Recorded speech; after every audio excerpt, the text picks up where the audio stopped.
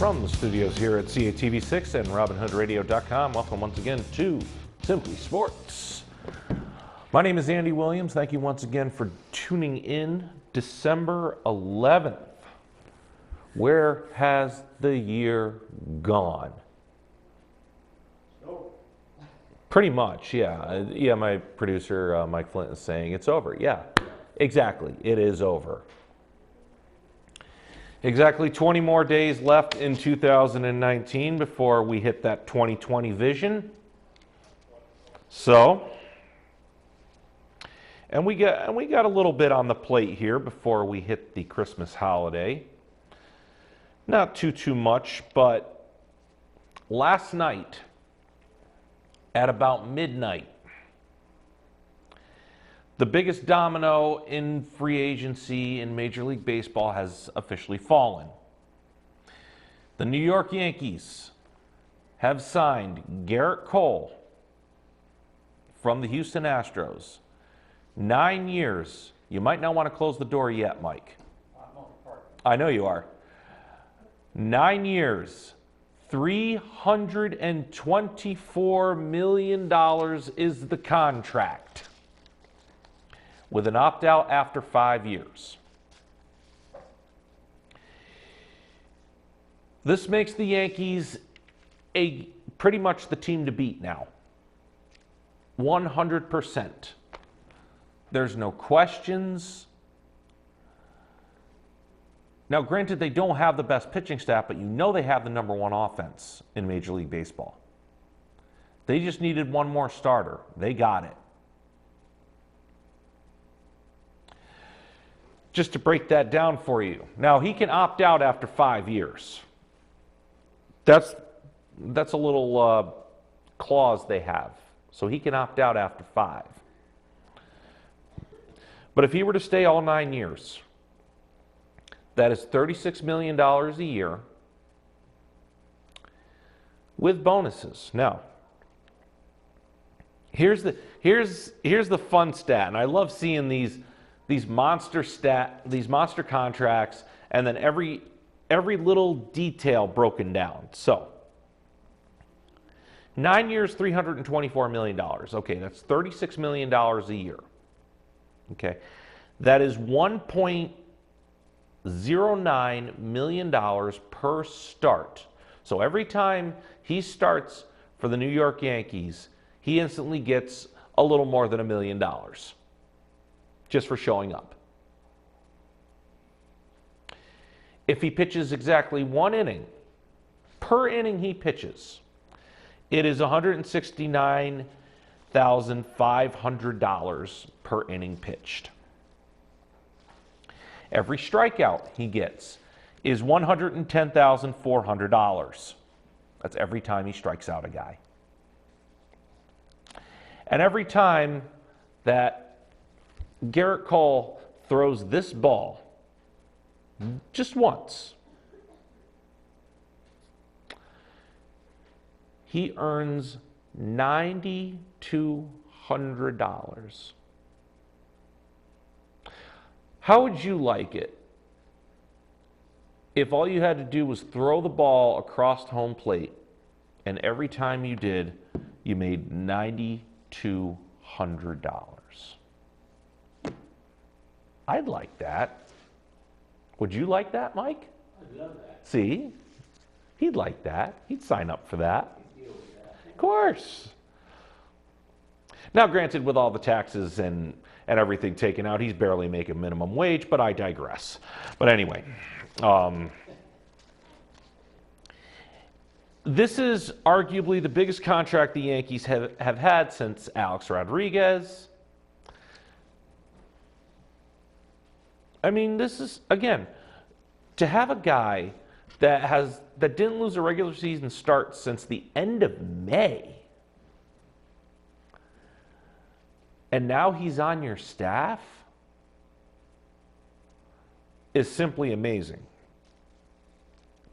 And it makes the Yankees instant contenders across the board.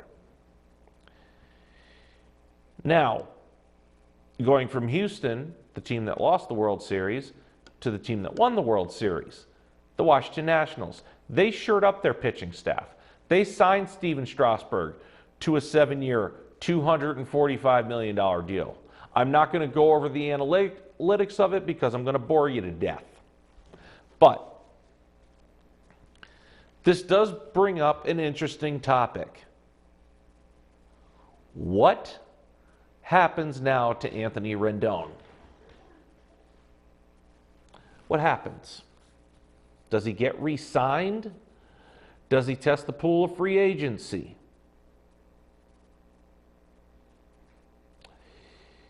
Anthony Rendon is one of the backbones to that championship team. Now, how's it going to work with you giving that monster contract? You can afford a seat on New Shepard. Absolutely, sure. Space for 7 minutes. Oh, absolutely. $250,000. Oh, sure. Piece of cake. Absolutely. Yeah.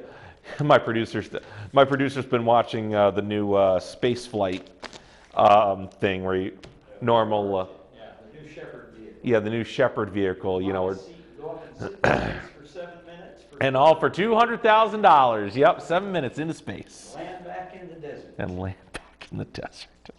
That I don't understand. But anyhow. 7 years, $245 million for Steven Strasburg. It looks like they knew what they were doing when they were holding him on pitch count this entire time. Looked like they finally knew what they were doing. And now Steven Strasburg is going to reap the benefits and possibly be a part of a dynasty in the National League. Possibly. We'll see how everything else turns up. Because the Philadelphia Phillies have been very active at the winter meetings. They signed shortstop Didi Gregorius to a 1-year contract worth about $14 million. They have signed Zach Wheeler from the Mets, which they grossly overpaid. 5 years, $118 million. And now, very interestingly, and quite curiously, they have been in talks with the Chicago Cubs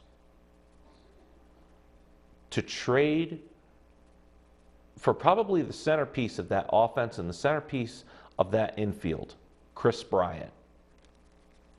An MVP, multi-time All-Star, 27-year-old in the prime of his career.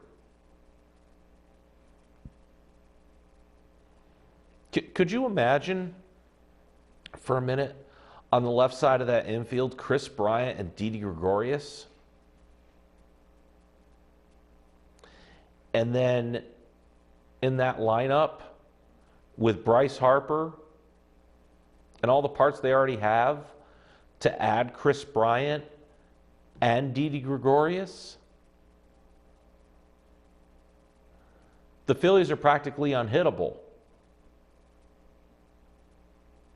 Or any opposing pitchers, you know, they're going to be giving up hits left and right.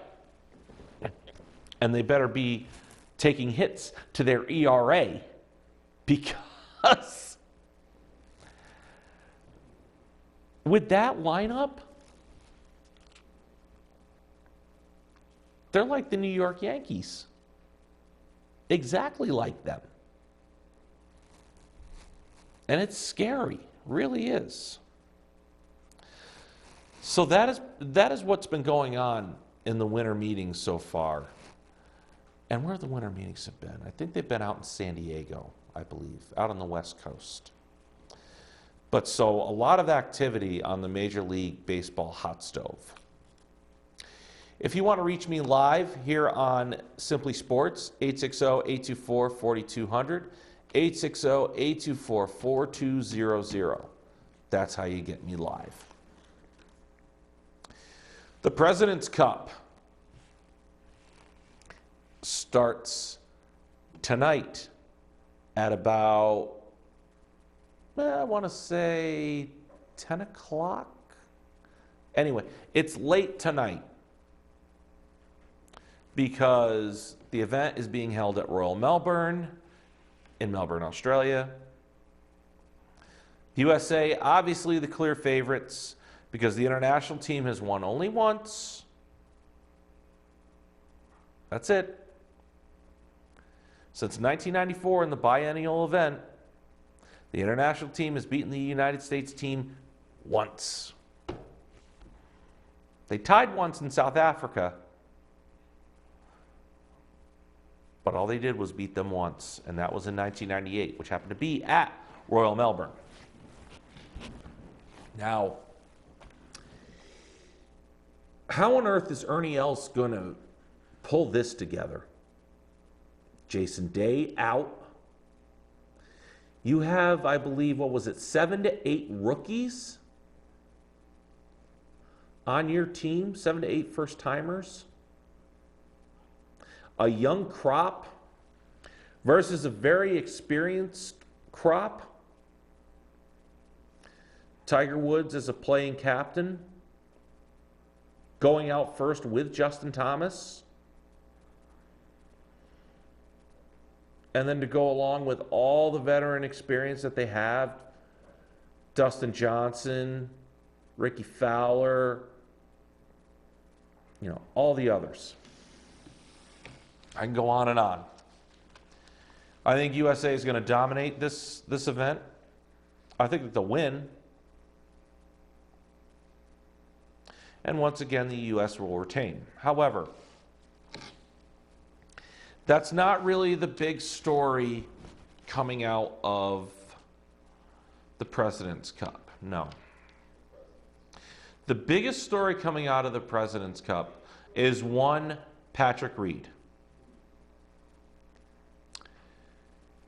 Patrick Reed last week at the Hero World Challenge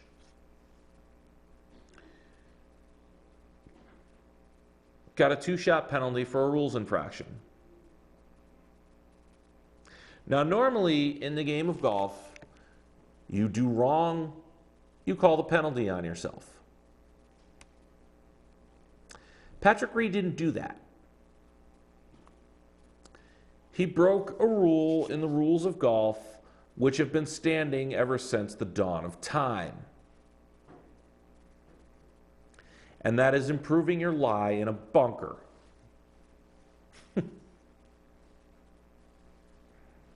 What did you think, Patrick? Like nobody was going to notice? I mean, now granted, I think that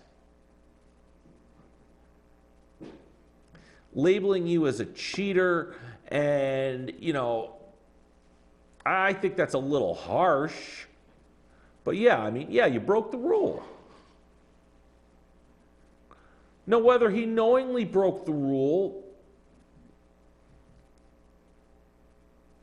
is still to be seen. Yeah, you can call him a cheater. Yeah, he broke a rule. Yeah, he did wrong. I think Tiger Woods, the captain, showed a lot of promise, and being the good captain that he is, he says, you know what? Our team has his back. Tiger Woods himself has Patrick Reed's back because he's going to be very instrumental in this President's Cup, as he always is in every single competition that they have, the United States versus the world. Now,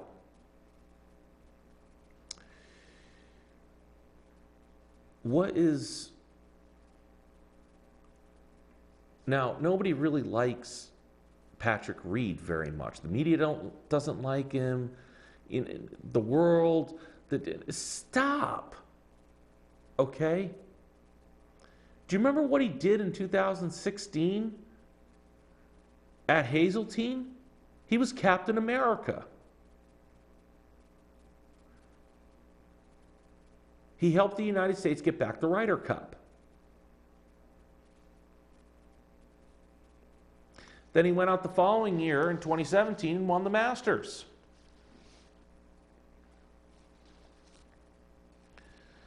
So before you go jumping on Patrick Reed because of a rules infraction, now look, you gave him a 2-shot penalty, okay. But let's not dwell.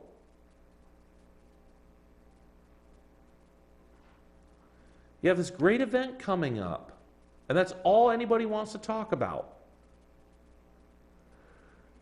It's beyond me. It really is. 860-824-4200, 860-824-4200 if you want to talk to me live. Okay. I went undefeated last week in college football. Brings my record to 48-27 in the regular season. I am 64% against the spread. If you listen to me and you bet money with me, good on you. One game this week, and that is Army versus Navy. Just one game, that's it. Navy is favored by 10.5 over the Army Cadets. I'm going to take Navy, and I am going to swallow the 10.5 points because I think Navy is going to win that game handily. I just think that they are a better all-around football team. So that is the last regular season game. And by the way, I will be doing all bowl games this year.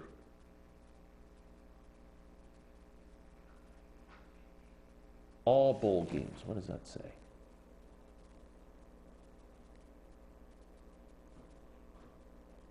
Four-ball match. Oh, okay. Yeah, my one of my viewers here, my Uncle Skip, he says the first four-ball match is at, I can't really read that. What does that say? 5:32? I believe. Not sure. But it is in the evening time, so that's when the first four-ball will go out for the United States in the President's Cup. So now, I got about 10 minutes left. The NFL. Before I make my picks, I went 9-7 last week, proving the record to 127, 80-1, 61.1% on the money line. There was one glaring thing. I'm not going to... My mic fell down.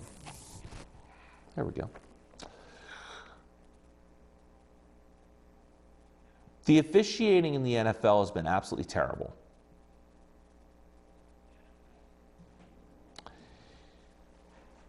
The New England Patriots versus Kansas City game. Now, I know, and everybody to a man knows, that the majority of the time, the New England Patriots get all the calls. You can say it, call it what you will. The New England Patriots usually get the benefit of the doubt calls. They do. However, Sunday against Kansas City, I don't know what happened. I don't know what that was. But the refs blew 2 calls which affected the outcome of that game and affected the momentum of the New England Patriots. But there was one clear call that they missed. And that was N'Keal Harry's tightrope walk, where he was in by about, I would say, yay much, which is about, about 8 inches to a foot in bounds. And that would have scored a touchdown. Instead, they ruled him out at the 3, where they have the cameras within the pylon where you could see it. You have overhead cameras to which you can see it. So why didn't the officials just say, okay, we're going to call it a touchdown. All touchdowns are under review anyway. And if it's not a touchdown, then you rule them out at the 3. It's common sense. It really is. The Patriots got robbed on a couple other plays, to my knowledge, at least 1 or 2. But it was just so, God, it was just so blatant. And it was just so bad. Made me ill. Now, Tom Brady, now let me just say this about Tom Brady. Greatest of all time. There have been some interesting reports coming out saying that this is probably going to be Tom Brady's last season in New England. Now, whether he's going to retire a Patriot or whether he might go to another team for 1 year, that remains to be seen. But keep in mind, he's going to be 43 next year. And you notice this year, his stats have been declining quite sharply.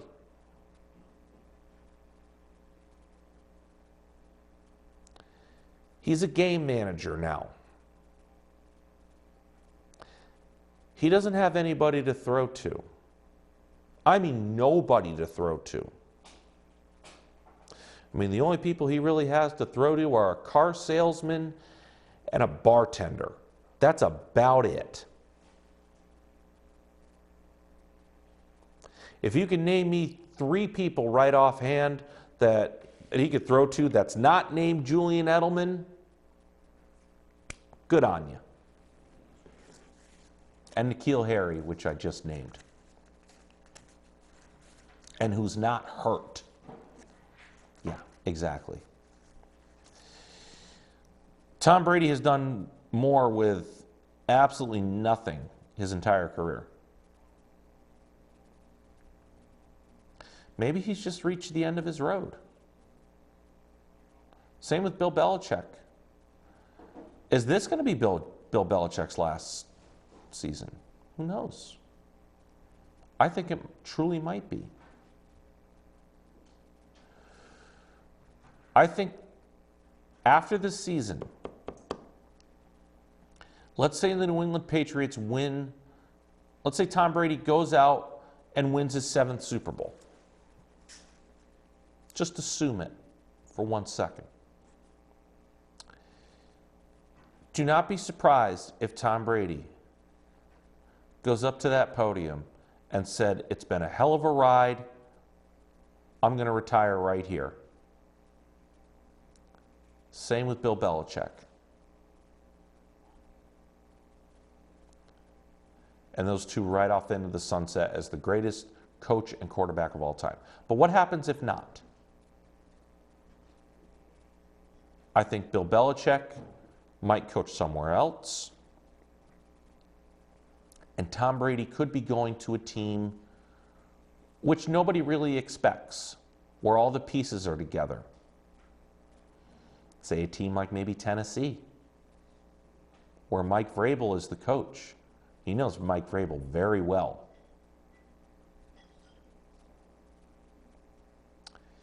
Could go to a team like Chicago. They got the defense in place, and they got some offensive weapons in Tariq Cohen and Allen Robinson. Wouldn't be a bad fit. So, something to keep in mind there. Now to the bad. The Patriots now, once again, for the second time in the Belichick-Brady era, is accused of Spygate. Bill Belichick completely denies it. Do you really believe him? I mean, but really, here's the thing. Do you really need to spy on a one-win team? Because you're playing against the Bengals on Sunday. The Bengals are terrible. You really need to spy on them? Just a question there that I'm going to leave for you guys. So, I'm going to leave myself enough time for picks so that I'm not pressed. Like I said, 9-7, 127, 8-1, 61.1% against the money line. Here we go. Thursday night, Jets versus Baltimore. Even though the Jets have one of the best defenses against the run, I will take Baltimore here. New England versus Cincinnati, Spygate 2. Expect New England to blow Cincinnati out. And Cincinnati will continue to tank to ultimately get the first pick in the draft. Tampa Bay versus Detroit. Tampa Bay winning that matchup. Detroit is just a mess right now. Chicago versus Green Bay. Longest standing rivalry in NFL. Green Bay playing for a 1 seed. Green Bay will win. Tennessee versus Houston in the battle for the AFC South. I have Houston winning this game, even though Tennessee is favored. I do have Houston winning this game just because they are at home, and I think Deshaun Watson is due for a breakout game. Denver taking on Kansas City. I don't think there's a contest there. Kansas City wins big. Miami versus the Giants. Here's the big question. Based off of Monday Night Football, can Eli Manning, or will Eli Manning start one more game at MetLife and go out on top? I think this is the game to do it. Now, Eli Manning might start the rest of the game and protect Daniel Jones, which wouldn't be a bad thing. See Eli Manning start 3 more games. I think it would be great. Giants win here. Philadelphia versus Washington. Philadelphia barely got by the Giants in overtime on Monday Night Football. Trustworthy? I don't think so.